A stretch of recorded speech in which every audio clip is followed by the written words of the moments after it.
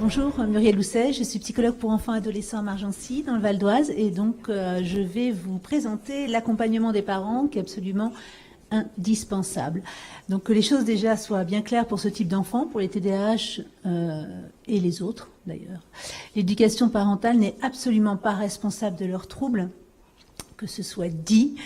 Ce ne sont pas des enfants qui sont mal élevés ou non élevés, ça n'a rien à voir. En revanche, des pratiques éducatives qui ne seraient pas adaptées vont pouvoir renforcer des comportements perturbateurs ou vont maintenir vraiment ces comportements et également vont aggraver la sévérité des troubles. Donc c'est pour ça que vraiment, il est extrêmement important que les habiletés parentales soient adaptées aux troubles de l'enfant quand il est TDAH et en particulier quand il présente en plus un trouble de l'opposition avec provocation qu'on appelle TOP.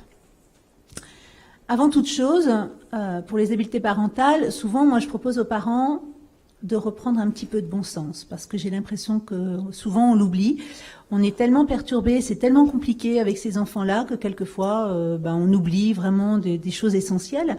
Donc déjà, au niveau avoir des règles de départ, déjà des règles claires sur vos valeurs éducatives. Donc c'est ça qui est vraiment important. Quel type de famille souhaitez-vous? Quel type d'éducation souhaitez-vous? À quoi ressemble votre famille? Et ça, c'est vraiment quelque chose de très important de se poser la question. Et au moins pour les enfants, ce sera d'autant plus clair. Des règles concrètes, bien entendu, avec des actions. Donc c'est objectif, c'est concret et c'est évaluable. Également aussi des règles constantes. Les règles, elles doivent pas dépendre si l'enfant va demander à papa ou à maman, la règle c'est toujours la même. Et puis que vous soyez énervé ou en pleine forme, la règle c'est toujours la même aussi à la maison, ça ne change pas. Des règles conséquentes, je vais en parler souvent, de la responsabilisation des enfants, c'est vraiment important. Donc on va faire assumer ces règles aux enfants. Et enfin évidemment des règles congruentes. Parce que si le parent fait le contraire de ce qu'il demande à l'enfant, il y a très peu de chances qu'il puisse appliquer ce qu'on lui a dit. Donc, ce qui est aussi intéressant, donc Marie-Pierre, je vois aussi que ce n'est pas le PowerPoint d'hier, mais c'est pas grave, je vais faire avec. Donc d'écrire et d'afficher les règles, et les règles doivent toujours être évidemment positives. Ça, c'est important.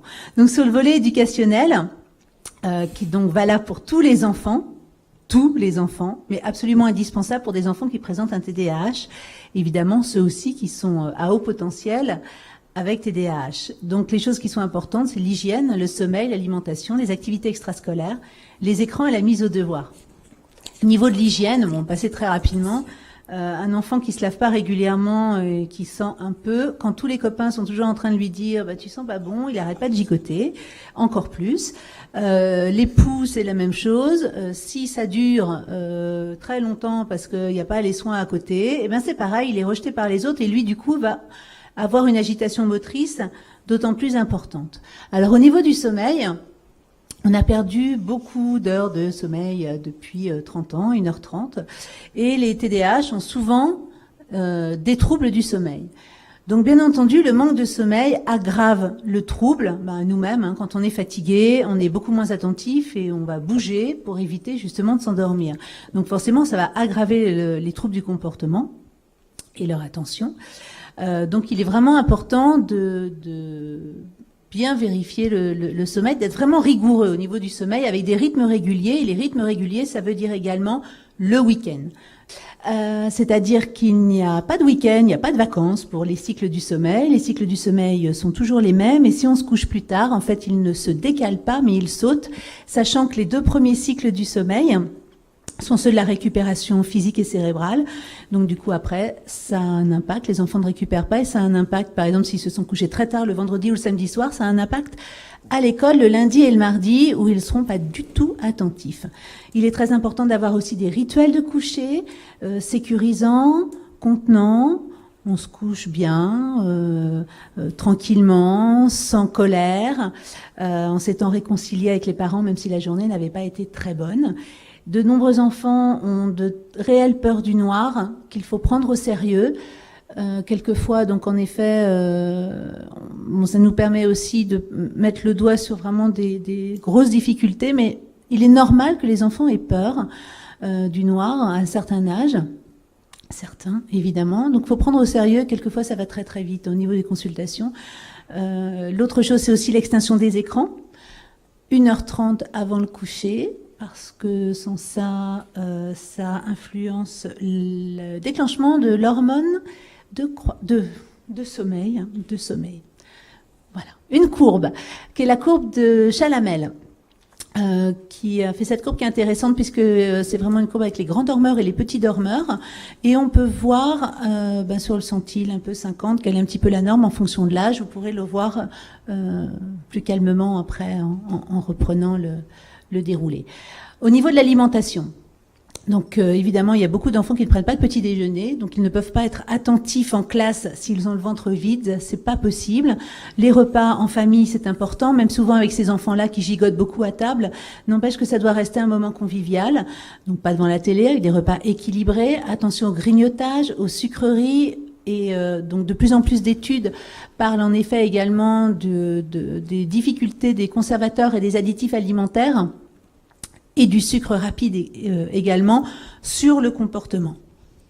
Les activités extrascolaires, donc les enfants ont perdu quand même 50% de leur temps libre à l'extérieur depuis 1970 et 25% de leur capacité cardiovasculaire, c'est vraiment considérable.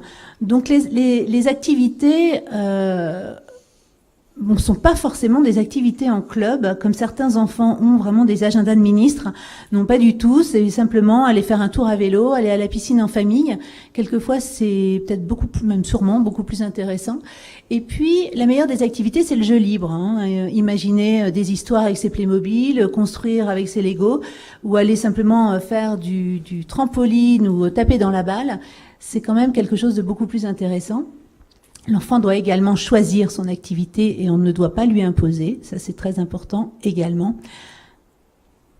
Les écrans. Donc, on a parlé brièvement tout à l'heure. Ils retardent le déclenchement de la mélatonine. Et puis, les portables la nuit pour les adolescents qui s'appellent, qui s'envoient des SMS. Donc, prenez les portables de vos ados, même si c'est des crises. Mais au moins, ils auront l'heure de sommeil. Ça vaut vraiment le coup. C'est plus que perturbateur. Et les écrans ne permettent pas la manipulation. Le langage et surtout la communication, et on voit de plus en plus chez de très jeunes enfants, des interactions sociales aussi qui sont un petit peu coupées, et bien entendu des problèmes d'attention et de motricité. Donc c'est Serge Tisseron qui a fait un petit peu ce repère pour les parents, parce que c'est vrai qu'en tant que parent, c'est pas tellement facile de savoir qu'est-ce qui est bon ou pas pour les enfants. Vous trouverez facilement sur Internet les recommandations avec en dessous de 3 ans aucun écran. Par ailleurs, donc j'ai mis juste les horaires, mais le nombre d'heures, mais ce nombre d'heures doit être compensé avec un nombre d'heures d'activité. Par exemple, si l'enfant a droit à 1 heure maximum d'écran tout confondu par jour, à côté de ça, il a 1 heure d'autres activités. Le jeu, comme les Lego, ça peut être une activité. Alors, la mise au devoir. C'est souvent un gros problème dans les familles avec des enfants à haut potentiel et des enfants TDAH. La mise au devoir, c'est vraiment souvent très, très, très compliqué. Donc, déjà, juste rappeler que d'après les textes officiels, normalement, les enfants doivent se limiter à un travail oral ou à des leçons à apprendre.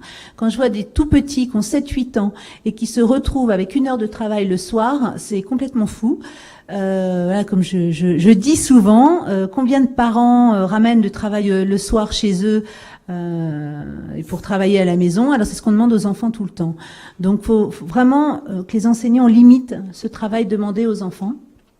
Donc pas de récupération non plus du travail qui n'a pas été fait la journée à la maison ou pendant les récréations. C'est pas le lieu. Et puis les enfants TDAH ont peut-être encore plus besoin que n'importe quel autre enfant d'aller en récréation et de se défouler, de tout ce temps passé assis à leur bureau. Si on voit que ces enfants-là sont beaucoup plus lents ou qu'ils n'arrivent pas à faire les choses, eh bien on va faire un enseignement différencié, c'est-à-dire peut-être on va leur donner un peu moins de devoirs, on va aménager un petit peu leur scolarité. Pour les parents, ce qui est à l'école doit rester à l'école. Ça, c'est vraiment très clair. Les parents n'ont aucune emprise sur ce qui se passe à l'école. Chacun son travail. Les parents n'ont pas à se substituer aux enseignants. Donc chacun sa place. Et surtout, l'intérêt, c'est que souvent, en fait, on voit dans les familles que l'école va vraiment biaiser la relation parent-enfant. Sans ça, le reste du temps, ça va à peu près. Et les problèmes d'école vont vraiment tout biaiser. Donc, c'est pas le rôle. Et quelquefois, quand vraiment ça se passe mal, alors quand ça se passe bien, il n'y a rien à dire, hein, mais quand ça se passe mal, dans ce cas-là, faire appel à une tierce personne qui pourra s'occuper du travail de l'enfant. Et puis, pour ces enfants-là qui ont du mal à tenir en place, il faut travailler par séquence. Donc d'abord, par exemple, travailler 20 minutes. On utilise pas mal les time timers ou alors les minuteurs, simplement. Un minuteur de cuisine, si vous n'en avez pas, ça ira très bien. Avec d'abord une séquence de 20 minutes de travail, puis 5 minutes de pause, 15 minutes de travail, 5 minutes de pause. Pour les plus grands, les lycéens, c'est 30 minutes de travail, toujours 5 minutes de pause, 20 minutes de travail, 5 minutes de pause, etc. Au moins, pendant ce temps-là, ils vont bouger. Alors la pause, c'est pas aller sur les écrans pour jouer, évidemment. La pause, c'est aller marcher, boire un verre d'eau, prendre l'air dehors 5 minutes et revenir. Et puis aussi, donc bon, ça, on verra un petit peu plus tard, les codes couleurs pour les enfants TDAH, pour l'organisation, c'est quand même aussi très bien. À chaque matière correspond une couleur et ils peuvent vraiment s'en sortir beaucoup mieux comme ça, avec de l'autonomie et sans oubli. Alors vraiment, ce qui est spécifique quand même au TDAH, donc on va voir donc plusieurs points précis. Il y en aurait plein d'autres, il a fallu faire un choix. Donc d'abord, au niveau des habiletés parentales, l'objectif, c'est que les parents apprennent à comprendre leur enfant. Observer ce qui se passe avant la crise, observer aussi et analyser le comportement pendant, et observer ce qui se passe juste après. Les parents sont déjà ceux qui connaissent le mieux leur enfant, mais ils vont vraiment devenir experts. L'intérêt, ça va être d'anticiper la crise et donc d'agir avant que ce soit trop tard. Donc les conseils de base, évidemment, toujours une écoute active avec de l'empathie, reformuler, s'exprimer à l'affirmatif. Ça, c'est vraiment quelque chose d'important. Je reprends toujours cet exemple d'Isabelle Filiosa qui dit toujours, surtout, je vous demande de ne pas penser à une girafe. Qu'avez-vous en tête? La girafe, bien sûr. Alors quand vous dites à un enfant ne cours pas, il y a des chances qu'il entende cours. Donc voilà, la langue française est quand même assez riche pour dire simplement marche, va lentement, enfin voilà, il y a plein d'autres choses. Donc pensez tout le temps comme ça à l'affirmatif quand vous donnez des consignes. C'est quand même changer nos habitudes, hein, parce qu'on est plutôt dans le ne fais pas que fait. Donc voilà. Aussi, on va complimenter tous les actes positifs que l'enfant peut faire. En tant que parent, on a toujours tendance à leur tomber dessus dès qu'il y a un truc qui est pas bien fait. En revanche, les choses bien faites, on prend ça un petit peu comme si c'était normal, et du coup, on va rien dire. Donc non, au contraire, tout ce qui est fait, même des toutes petites choses, peu importe, les valoriser. On va utiliser la récompense. Donc, bien sûr, quand je dis récompense, ce ne sont pas des cadeaux. On le verra un petit peu plus tard avec un plan de renforcement positif. Mais c'est un peu dans le sens, si tu fais, alors tu auras. C'est pas si tu fais pas, alors tu seras puni. C'est si tu fais, alors tu auras. Si tu fais tes devoirs, alors tu pourras aller jouer dehors. Bon, ça c'est ça. Mais il y a plein d'autres choses plein d'autres occasions dans lesquelles on peut utiliser cette formule. On va aussi utiliser l'alternative. Donc ça, c'est toujours aussi à formuler la phrase dans votre intérêt. Tu prends le bain avec ou sans tes jouets? Vous comprenez bien que là, l'histoire, c'est bon, tu prends le bain? Non, mais ça, c'est pas oui ou non. On lui demande pas, il va le prendre le bain. On lui pose pas la question. C'est avec ou sans tes jouets? Du coup, c'est lui qui va décider. Donc le bain, bien sûr, qu'il va aller le prendre. Il va vraiment se focaliser sur la deuxième partie. Et c'est lui qui a décidé. Donc à partir du moment où il a décidé, il va le faire. Donc on va toujours mettre l'enfant face à ses responsabilités, parce que bien sûr, si tout d'un coup il y va plus, tu m'as dit que tu prenais tes jouets pour prendre le bain, vas-y là maintenant. Oui, ok, oui, bien sûr, il va y aller. Et puis toujours le principe de réparation plutôt que de punition, avec toujours cet exemple qui est quand même très simple, qui vient de Faber et Maslich. Si tous les jours votre enfant renverse son jus d'orange et que dès que vous lui servez le matin, vous allez vous énerver, et puis là tu fais attention, tu vas pas renverser ton jus. Évidemment, il va le renverser une fois de plus, vous criez, il arrive à l'école de mauvaise humeur, vous au travail de mauvaise humeur. C'est pas la peine. Il y a une chose très simple à faire. Vous le servez sans rien dire, il renverse. Il y a une chance pour qu'il le fasse, enfin un risque. Vous allez juste lui dire, écoute, l'éponge est dans l'évier. C'est tout. C'est tout. Voilà. Personne ne s'est énervé, il va le faire et puis ça ira très bien. Et puis surtout pour les parents, le conseil c'est de persévérer. Parce que les conseils, il y a pas de conseil miracle, voilà, il n'y a pas de baguette magique non plus. Il y a des choses qui marchent avec certains, pas avec d'autres. Il y a des choses peut-être que vous pourrez prendre à votre compte, mais les ajuster avec votre style de famille, justement. C'est pour ça que les valeurs éducatives sont importantes aussi. Et puis il y a des fois, même si ça a marché une fois, peut-être que le lendemain ça marchera pas. Et puis l'après-demain non plus. Et puis ensuite ça remarchera. Donc essayez, persévérer, c'est très important. Ces enfants ont aussi beaucoup de difficultés avec la gestion du temps, donc on va les aider à se repérer avec des repères visuels, comme des plannings. Voilà, j'ai trouvé ça sur Internet, où ils peuvent vraiment se repérer dans la journée ce qu'ils vont faire. Pareil, donc les plannings au niveau de l'école, c'est la même chose. Des horloges, comme les time timers, ça c'est vraiment très bien parce que l'enfant voit vraiment le temps qui s'écoule. Et des checklists. Alors les checklists, par exemple, aussi, on va organiser ces tâches pour qu'ils deviennent autonomes. Le but, c'est ça, c'est vraiment d'organiser des routines. Donc par exemple, on va prendre l'exemple de pour s'habiller. Donc l'enfant, c'est évidemment pour les plus petits. Par exemple aussi pour les plus petits, ce que je vais faire, c'est mettre ça avec des bandes velcro. Ce qui fait que dès qu'il va donc mettre son pantalon, il va aller coller sa petite pastille velcro sur sa feuille, etc., etc. Il va mettre son t-shirt, pareil, il va aller coller. Donc en même temps, c'est ludique, et puis il le fait tout seul. Et c'est quand même ça aussi l'intérêt qu'il devienne autonome. Et donc du coup, voilà, il s'est modifié, mais pas sur le bon. Donc donner une consigne à un enfant. D'abord, on va faire la demande au moment opportun. C'est-à-dire que c'est pas la peine, si vous êtes en bas dans le salon et que l'enfant est dans sa chambre, c'est pas la peine de crier, pour qu'il aille faire quelque chose. C'est pas la peine, ça sert à rien. Vous perdez votre temps, vous vous énervez toute seule, donc c'est pas la peine. En revanche, vous allez monter, vous allez le voir, il est sûrement en train de jouer.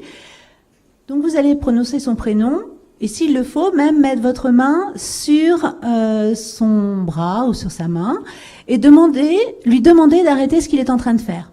Et s'il est en train de faire un jeu vidéo, de faire une pause. Quand il vous regarde, qu'il est disponible, à ce moment-là, vous pourrez lui donner la consigne. La consigne. Une consigne à la fois. Sans ça, c'est pas la peine. Il le fera pas. Tout va se mélanger. La consigne doit être claire, concrète, sur un ton neutre, parce que si vous la dites sur un ton énervé, il ne va retenir que ça. Donc, c'est pas la peine. Donc, on va lui demander aussi, quelquefois, quand ce sont des consignes qui sont un petit peu complexes, de la répéter. Pour être sûr, et s'il ne la fait pas, quelles seront les conséquences de ses actes. Et bien sûr, on va assurer le suivi, on va pas le laisser tomber comme ça. Ensuite, là, je voudrais vous parler donc du système de récompense qui est vraiment du renforcement positif sur le comportement de l'enfant. Donc, on va établir un planning avec l'enfant. On essaye de faire les choses jolies, ludiques avec lui, c'est important, avec surtout des pictogrammes et des couleurs. Et on va prendre 3 ou 4 comportements qui posent vraiment des problèmes. Pas plus, c'est déjà beaucoup. Et chaque jour, on va faire le point. Et on va rappeler les objectifs. Alors, non, c'est ça, hop. Donc là, vous avez des exemples, pour les plus petits ou un petit peu pour les plus grands, où on va mettre, donc bon, c'est à moduler. Alors là, il y a juste une chose, pour moi, ranger sa chambre, ça veut rien dire, parce que c'est comme ranger son bureau. Il y a des gens qui ont un gros bazar, mais ils retrouvent toujours tout dessus. Donc plutôt être vraiment des choses qui sont très concrètes, très évaluables, qu'il n'y ait pas de discussion là-dessus. C'est-à-dire que ranger sa chambre, ça veut pas vraiment dire grand-chose. En revanche, vous lui dites les Playmobil dans la caisse rouge et les Lego dans la caisse bleue, ça c'est très clair. Vous pouvez dire si oui ou non ça a été fait. Voilà, ça c'est simple. C'est vraiment des choses comme ça. Donc, on va à chaque fois, on va lui rappeler ses objectifs, et puis, s'il le fait, donc il mettra soit une croix, un soleil, un smiley, dans la case. Ou alors même, on peut lui remettre aussi des jetons, comme ça il les a, voilà, ça c'est concret, et puis il peut faire son petit cumul. Et vous voyez aussi que quand ce n'est pas fait, il n'y a pas de gommette rouge ou de gommette verte. C'est fait, mais quand c'est pas fait, on ne met rien. L'objectif pour un enfant, c'est quand même de remplir le tableau. Que ce soit rouge parce que c'est pas fait ou vert parce que c'est fait, peu importe, il l'a rempli. Donc non, nous on va être uniquement là-dessus, uniquement sur ce qui a été fait. On est uniquement dans le positif. D'ailleurs, petit lien avec ce qui peut se passer à l'école, avec les contrats et les fiches de suivi des élèves, c'est pas la peine de leur mettre des choses négatives sur leur contrat, ça ne sert à rien. Ça glisse totalement au bout d'un moment, ils répondent juste à l'étiquette à laquelle vous voulez les poser. Donc c'est pas la peine. Donc si vous voulez faire vraiment des fiches de suivi en classe, c'est pareil. Mettre uniquement les choses positives qu'ils ont été capables de faire. Donc, à la fin de la semaine, on va faire le cumul des points qu'ils ont obtenus, de tous les comportements positifs, et puis on va voir au niveau des récompenses. Alors, comme je disais tout à l'heure, les récompenses, c'est pas des cadeaux, hein. On est bien d'accord. Alors ça peut être, voilà, j'ai 5 points, ben voilà, 5 points, ça veut dire que je peux avoir une mousse au chocolat. Sans ça, j'ai 8 points, et ben c'est moi samedi soir qui vais décider du on va manger italien ou chinois, etc. Comme vous voyez, la plupart des choses sont quand même des activités qu'on va faire en famille, pour restaurer aussi le lien familial, hein. C'est aussi l'intérêt, il est également là. Donc aller, voilà, faire un tour à vélo, aller à la piscine, inviter un copain à dormir, ça aussi c'est important parce que souvent les relations sociales sont pas toujours très bonnes avec les copains, donc c'est un peu compliqué. J'ai mis aussi les images Panini parce que ça c'est très bien pour les enfants, pour les garçons qui aiment bien le foot ou le rugby. D'ailleurs, je crois qu'il y a aussi des choses pour les filles aussi chez Panini. Ils ont tellement envie de remplir leur album. Après, c'est à vous de négocier le nombre de points hein, par image. Il y a 15 minutes d'écran par exemple pour les enfants les plus âgés, pour les adolescents, mais évidemment, c'est déjà sur une base très faible parce que les écrans, ils en ont déjà tellement que c'est 15 minutes en plus, mais sur une base faible. Et puis bien sûr, hein, c'est toujours bien d'offrir une bande dessinée ou un livre en récompense. Ensuite, je voudrais vous parler du retrait. Souvent, on entend parler d'un time out. C'est une procédure quand il y a eu un comportement inadapté. Donc en fait, on va mettre la mise à retrait de l'enfant pendant un court instant, dans un endroit de passage de préférence, sur une chaise, par exemple une chaise qui est située entre la cuisine et le salon, où il vous voit. Il n'est pas exclu, il n'est pas rejeté, il n'est pas humilié, c'est juste un temps de pause. Donc c'est très différent que de l'envoyer dans sa chambre comme ça. Puis en plus, dans sa chambre, c'est un peu facile parce qu'après, il peut jouer. Donc finalement, il a vite oublié ce qui s'était passé. Donc voilà comment ça va se passer. Bon, vous allez vers lui. Écoute, là, je ne suis absolument pas d'accord avec ton comportement. Je ne suis pas d'accord avec ce que tu viens de dire. Voilà.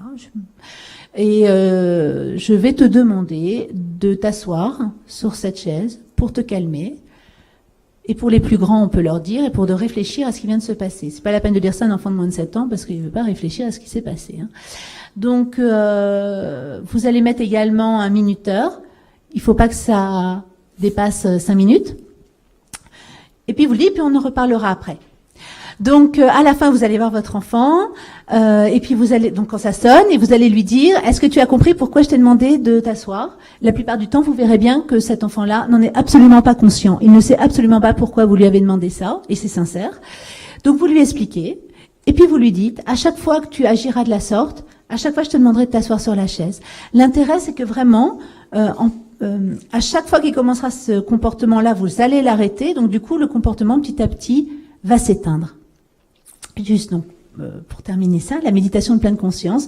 Les enfants TDAH et les enfants à haut potentiel intellectuel sont très sensibles à la méditation de pleine conscience. C'est un moment où enfin, voilà, on peut poser les choses tranquillement, ressentir, observer et laisser être qui on est. Donc, on fait pas le vide dans la tête parce que ça, on peut pas faire le vide dans la tête. On a tellement de pensées que c'est pas possible. En revanche, on va les laisser passer tranquillement. Donc l'intérêt aussi, c'est qu'on va travailler sur le stress, l'anxiété, la confiance en soi, l'agitation motrice évidemment et l'attention. L'enfant va pouvoir partager ça avec ses parents, parce que je pense que les parents ont aussi besoin de ces moments-là. Et il y a plusieurs livres avec CD qui vont vraiment vous permettre de faire ça à la maison, ensemble, ou après on peut toujours approfondir en groupe. Donc les avantages.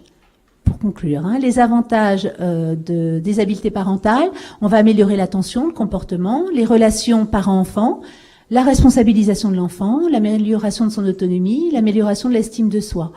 Alors juste petite chose en plus, le moment spécial, pour vraiment aussi améliorer ça, chaque soir, quand vous rentrez, vous posez tout, et pendant un quart d'heure, vous êtes voué à votre enfant. C'est-à-dire, s'il a envie de vous raconter la journée, il vous la racontera. S'il a envie de jouer, vous jouerez avec lui. Juste un petit quart d'heure, pour construire, de jour en jour, une relation durable. Les pièges à éviter avec ce type d'enfant, c'est d'argumenter, négocier. De toute façon, vous serez toujours perdant, donc c'est pas la peine. Bien entendu, ne pas ridiculiser ou humilier l'enfant, comme pour tous les enfants. Ne pas se placer au même niveau, un pas de côté. Attention à l'escalade, ne pas se culpabiliser parce que ça ne sert absolument à rien, à part vous faire juste du mal. Parce que culpabiliser pourrait servir à prendre conscience de ce qui ne s'est pas bien passé, mais c'est tout. Ça va pas plus loin que ça. Et tomber dans l'excès stimulation, il faut faire ci, il faut faire ça pour que ça aille mieux. Non, on pose les choses. Donc en conclusion, vous avez des bonnes bases éducatives, des bases éducatives de bon sens, des règles spécifiques mises par écrit, des récompenses qui ont de l'intérêt et du sens pour l'enfant, un feedback pour qu'il prenne vraiment conscience de ses actes. On va l'accompagner pour anticiper et planifier, positiver et félicitez-le pour ce qu'il sait faire. Ne parlez pas trop, répondez plutôt par un comportement, gardez toujours le sens de l'humour le plus possible, ça je sais que c'est pas toujours facile, mais le plus possible. Pareil au niveau de la patience, essayez d'être un peu patient et pardonnez à votre enfant. Il y a quelque chose qui souvent aide les parents, c'est de se dire que votre enfant ne peut pas faire autrement, il ne peut pas se comporter autrement. Et faites-vous confiance, ou alors faites-vous aider. Voilà, merci de votre attention.